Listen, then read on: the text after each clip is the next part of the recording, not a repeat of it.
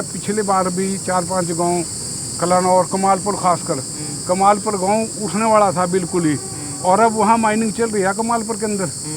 अब मैं 2 दिन पहले देख कर आया हूँ कि गांव की जड़ तक रेता उठा लिया है। तो जब बरसात होगी तो गांव बहेगा, और वहाँ के लोगों को इतना धमकाया जा रहा है माइनिंग वालों के द्वारा कि वो बोल भी नहीं पाते, बल्कि वो मेरे को भी कह रहे थे भी आप ये बात ना उठाना, कहीं माइनिंग वाले आपके पीछे लग जाएं।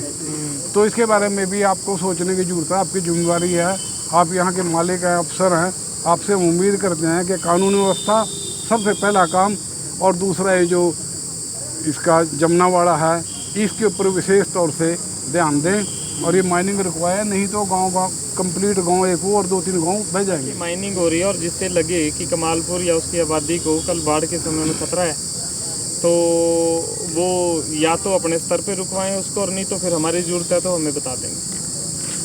बरसातों का मौसम है और अमूमन बरसातों में सब गांव वाले इसलिए डर जाते हैं क्योंकि हरियाणा में अवैध खनन की गतिविधियां तेजी से अपनी बाह पकड़ती हुई नजर आ रही हैं। आप सभी को जानकारी दे दें कि किस तरीके से तमाम गांव के लोगों के अंदर रोष है और उनको डर भी सताता है, क्योंकि अमूमन जो यमुना से सटे इलाके हैं वहां पर अवैध खनन की गतिविधियों को पनाह मिलती है, जिसके बाद तमाम गांव को डूबने का डर सताता है। चाहे वो कमालपुर रोडान की बात की जाए या फिर और ऐसे कहीं गांव हैं, कलानौर के आसपास के तमाम गांव हैं जिन्हें ये डर सताता है, जिसके चलते आज एक ग्रामीणों ने जो है शिकायत लेकर एसडीएम महोदय के पास पहुंचे और उन्होंने कहा कि किस तरीके से अवैध खनन की गतिविधियां जो है हमारे गांव में होती नजर आ रही है। जिसके बाद उन्होंने मौके पर जो है एक पत्र भी उनको एसडीएम महोदय को सौंपा और उनसे बातचीत करने को कहा। और वहीं सोनू राम एसडीएम ने तभी मौके पर अधिकारियों को फोन कर इस पर संज्ञान लेने को कहा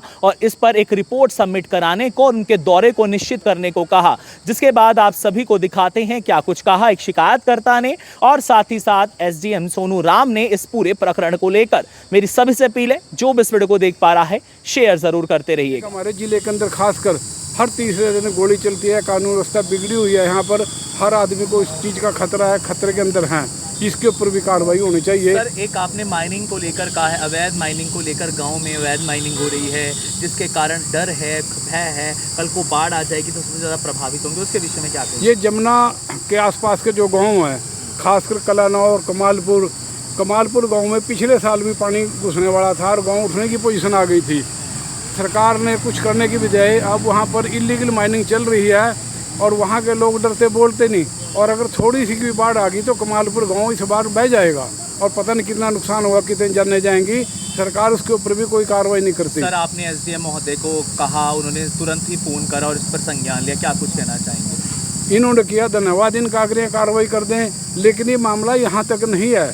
जो पुलिस जाती है वहाँ वो भी घूम के चली जाती है और वहाँ के लोगों को धमकियाँ भी दी जाती हैं। क्या डर है सर वहाँ पे? ऐसा ये जो माइनिंग करने वाले लोग हैं, छोटे आदमी नहीं, इनका ऊपर तक रक्षस है, ये ऊपर तक जुड़े हुए लोग हैं, सरकार तक इनका हाथ है, तो उसके बगैर माइनिंग नहीं हो सकती।